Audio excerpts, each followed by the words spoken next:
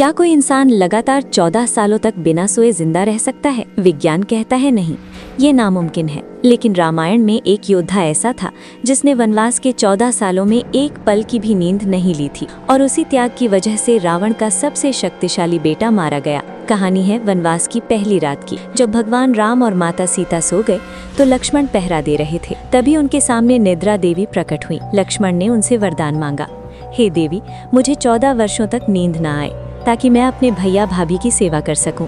निद्रा देवी ने कहा, ये प्रकृति के नियम के खिलाफ है, तुम्हारे हिस्से की नींद किसी और को लेनी होगी। तब लक्ष्मण ने कहा, तो मेरे हिस्से की नींद मेरी पत्नी उर्मिला को दे दी जाए। अयोध्या के राजमहल में लक्ष्मण की पत्नी उर्मिला ने इसे स्वीकार किया और फिर जो हुआ वो इतिहास बन गया।